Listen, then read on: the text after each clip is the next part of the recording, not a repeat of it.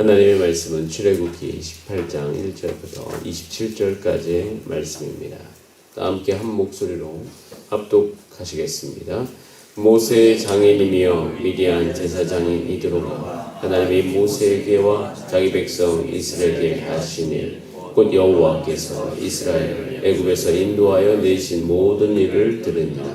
모세의 장인 이드로가 모세가 돌려보냈던 그의 아내 스보라와 그의 두 아들을 데리고 왔으니 그 하나의 이름은 게르솜이라. 이는 모세가 이르기를 내가 이방에서 나그네가 되었다 하며 하나의 이름은 엘리에셀이라. 이는 내 아버지 하나님이 나를 도우사 바로의 칼에서 구원하셨다 함이더라. 모세의 장인 이드로가 모세의 아들들과 그의 아내와 더불어 방에 들어와 모세에게 이르니 곧 모세가 하나님의 산에 지친 곳이라. 그가 모세에게 말을 전하되 내 장인 나 이드로가 내 아내와 그와 함께한 그의 두 아들과 더불어 내게 왔노라. 모세가 나가서 그의 장인을 맞아 절하고 그에게 입 맞추고 그들이 서로 문안하고 함께 장막에 들어가서 모세가 여호와께서 이스라엘을 위하여 바로와 애굽 사람에게 행하신 모든 일과 그래서 그들이 당한 모든 고난과 여호와께서 그들을 구원하신 일을 다 그 장인에게 말하며 이드로가 여호와께서 이스라엘에게 큰 은혜를 베푸사 애굽 사람의 손에서 구원하심을 기뻐하여 이드로가 이르되 여호와를 찬송하리로다. 너희를 애굽 사람의 손에서와 바로의 손에서 건져내시고 백성을 애굽 사람의 손 아래에서 건지셨도다. 이제 내가 알았도다. 여호와는 모든 신보다 크심으로 이스라엘에게 교만하게 행하는 그들을 이기셨도다 하고 모세의 장인 이드로가 번제물과 희생제물들을 하나님께 가져오며 아론과 이스라엘 모든 장로가 와서 모세의 장인과 함께 하나님 앞에서 떡을 먹으니라. 이튿날 모세가 백성을 재판하느라고 앉아있고 백성은 아침부터 저녁까지 모세 곁에 서 있는지라. 모세의 장인이 모세가 백성에게 행하는 모든 일을 보고 이르되 내가 이 백성에게 행하는 이 일이 어찌 됨이냐. 어찌하여 내가 홀로 앉아있고 백성은 아침부터 저녁까지 내 곁에 서 있느냐. 모세가 그의 장인에게 대답하되 백성이 하나님께 물으려고 내게로 옵니다. 그들이 일이 있으면 내게로 오나니 내가 그 양쪽을 재판하여 하나님의 율례와 법도를 알게 하나이다. 모세의 장인이 그에게 이르되 내가 하는 것이 옳지 못하도다. 너와 또 너와 함께한 이 백성의 필경 기력이 쇠하리니 이 일이 내게 너무 중함이라. 내가 혼자 할 수 없으리라.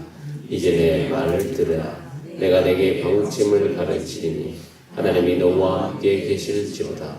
너는 하나님 앞에서 그 백성을 위하여 그 사건들을 하나님께 가져오며 그들에게 율례와 법도를 가르쳐서 마땅히 갈 때가 할 일을 그들에게 보이고 넌 또 온 백성 가운데서 능력 있는 사람들 곧 하나님을 두려워하며 진실하며 위한 이익을 미워하는 자를 살펴서 백성 위에 세워 천부장과 백부장과 50부장과 10부장을 삼아 그들이 때를 따라 백성을 재판하게 하라. 큰 일은 모두 내게 가져갈 것이요 작은 일은 모두 그들이 스스로 재판할 것이니 그리하면 그들이 너와 함께 담당할 것인즉 일이 되게 쉬우리라. 내가 만일 이 일을 하고 하나님께서도 내게 허락하시면 내가 이 일을 감당하고 이 모든 백성도 자기 곳으로 평안히 가리라. 이에 모세가 자기 장인의 말을 듣고 그 모든 말대로 하여 모세가 이스라엘 무리 중에서 능력 있는 사람들을 택하여 그들을 백성의 우두머리 곧 천부장과 백부장과 50부장과 10부장을 삼음해 그들이 때를 따라 백성을 재판하되 어려운 일은 모세에게 가져오고 모두 작은 일은 스스로 재판하더라. 모세가 그의 장인을 보내니 그가 자기 땅으로 가니라. 아멘. 다 함께 기도드리겠습니다. 살아계신 하나님 감사합니다. 오늘도 새로운 날 우리를 불러주셔서 이 새벽에 하나님을 바라보게 하시니 감사드립니다. 아버지, 날의 모든 날씨와 기후가 변하는 이 모든 과정 속에서도 하나님 우리의 마음이 늘 주를 향하게 하여 주시고 우리의 삶의 모든 여정과 하루의 일과가 주 안에서 형통하게 하여 주시옵소서. 우리가 하나님을 더욱 알기를 소원합니다. 하나님을 깊이 또 우리 삶 가운데 경험하게 하여 주시고 이 경험되어진 하나님이 우리의 삶을 통해서 증언되게 하여 주시옵소서. 하나님 그것을 사모하오니 사모하는 모든 주의 백성들마다 지금 성령으로 채워주시고 하나님 오늘 주 안에서 승리하게 하여 주시옵소서. 그의 앞길을 내시고 아버지 그 주변의 모든 가정을 든든하게 세워 주시옵소서. 주의 말씀 앞으로 나아갑니다. 지혜와 계시의 정신을 허락하셔서 오늘도 하나님 아버지의 마음을 알고 주 앞에 기도하는 시간 되도록 역사하여 주시옵소서. 예수님의 이름으로 기도드립니다. 아멘. 함께 읽은 본 말씀으로 율례와 법도를 가르쳐서 라는 제목으로 하나님의 말씀 나누겠습니다. 지금까지 하나님께서는 이스라엘 백성을 인도하고 계십니다. 인도하시는 하나님의 여정을 보면요, 우선 가나안으로 지금 가고 있지 않습니까? 애굽에 나와서 가나안으로 가고 있는데 여러분들에게 이제 지도를 좀 보여드리면 좋은데 이제 그게 좀 어려워서 지금 제가 말로 좀 설명해드리면 원래 애굽에서 가나안 땅에 가는 가장 빠른 길이 있어요. 그것은 해변길이죠. 지중해를 따라 걷는 블레셋 길이라고 합니다. 애굽이 여기 있고 이제 여기 가나안이 있다 그러면 그 위에 따라서 걷는 길. 근데 거기가 이제 하나님께서 막으셨잖아요. 이제 블레셋이 있기 때문에 전쟁을 피하기 위해서. 자, 그래서 이제는 그 밑에 또 길이 있습니다. 그것은 수르길이라는 곳이 있어요.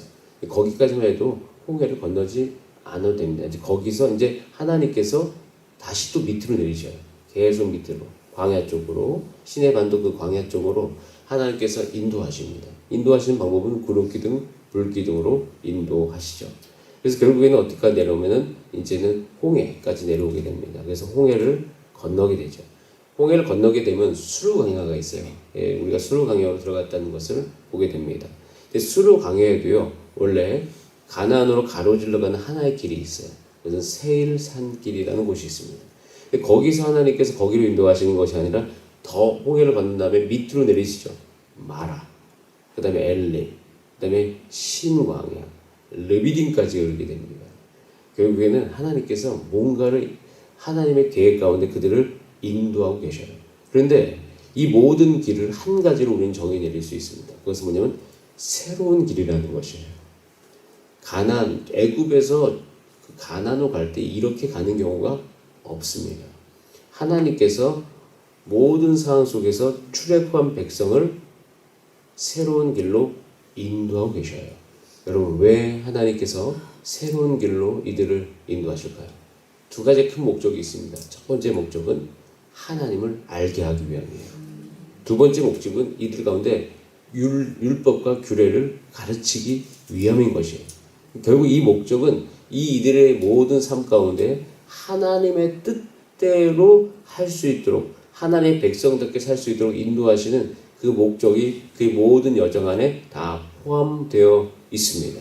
그래서 하나님께서 기대하시는 것이 있죠. 이 이스라엘 백성의 이제 모든 삶은요, 하나님의 흔적으로 가득 찬 삶이 될 것입니다. 여러분, 우리가 하나님의 백성으로 사모해야 될 삶이 바로 이 삶이에요. 내가 어떻게 잘 살고 못 살고, 뭐 가난나 부하나, 이것을 다 떠나서 우리 모두는요, 다 한 가지를 사모할 수 있어요. 여러분의 삶이 하나님이 인도하시는 흔적으로 가득 찬 삶이 되시기를 간절히 바랍니다. 여러분의 삶에 모든 그 인생의 유기장마를 벗는 그 나라에 하나님께서 나의 삶을 인도하셨다. 하나님이 나의 모든 삶의 일상 가운데 함께 계셨다. 이 고백이 있기를 간절히 원합니다. 새 길은 개척의 길이죠. 가보지 않은 길입니다. 그래서 그 길 가운데 하나님을 의지할 수밖에 없고 그 의지하는 가운데 하나님을 경험합니다. 여러분 다 아시죠? 엘림에서 마라에 이르게 되고 엘림이 쉬는 모든 과정을 통해서 여호와 라파의 하나님을 그들이 경험합니다. 그리고 르비딤의 장막을 쳤는데 이제 그곳에서 아말렉과 싸우면서 여호와 니시, 우리를 위해서 싸워주시는 하나님을 만납니다. 새로운 백성의 삶은 낯설지만, 그래서 불편하지만 하나님께서 계속 일하는 것을 우리는 볼 수 있어요. 하나님께서 이렇게 인도하시는 백성을 위해서 늘 하시는 것이, 앞으로 대대로 하실 것이 뭐냐면 우리를 인도하시고 우리를 대신하여 싸우십니다. 그래서 어제 읽었던 본 말씀 17장 16절에 보면 이르되 여호와께서 맹세하시기를 여호와가 아말렉과 더불어 대대로 싸우리라 하셨다 하였더라. 그러니까 아말렉과 계속 싸울 거라고 이야기하시는 거죠. 여러분 지금 출애굽한 모든 것은요 실상은 그러니까 어떻게 보면 실제는 지역적 이동인 것처럼 보이잖아요. 애굽에서 나와서 이제는 가나안으로 가는 지역적 이동인 것처럼 보이지만 실상은요 영적인 출애굽이에요. 그리고 이 출애굽 안에 반드시 내포되어 있는 한 가지 중요한 의미는 창세기적 삶의 회복인 것이에요. 에덴을 회복하는 것입니다. 제가 여러분들에게 말씀드렸죠. 에덴을 회복할 때 가장 중요한 것은 선악과가 있음을 기억하는 것이다. 즉 하나님의 말씀이 있었음을 기억하는 것이다 라고 말씀드렸습니다. 마찬가지예요. 여러분 이스라엘 백성들은 이 여정을 겪는 동안 그 에덴을 회복합니다. 여러분 그래서요 광야를 걷는 것이 에덴을 회복하는 길이에요. 여러분 이것까지 우리가 생각이 되어지고 이 생각 가운데 우리의 삶을 새롭게 해석할 수 있는 지혜가 여러분 가운데 있기를 간절히 원합니다. 그래서 우리는요 이 시대에 이런 출애굽을 꿈꾸는 교회입니다. 여러분 여러분의 삶이 이런 출애굽을 꿈꾸는 삶 되시기를 간절히 바랍니다. 그리고 우리 다음 세대와 또 우리가 복음을 전해야 될 모든 우리의 대상분들께서 이렇게 이 시대 가운데 그런 출애굽이 일어날 수 있도록 우리 함께 기도하기를 원합니다. 그것은요 광야로 가서 고생하는 길이 아니라 하나님의 말씀을 기억하는 에덴을 회복하는 길이 분명하게 될 것입니다. 그런데 그 길 가운데 계속 있을 것이 뭐냐면 싸움이에요. 싸움. 이제 이스라엘 백성은 계속 싸웁니다.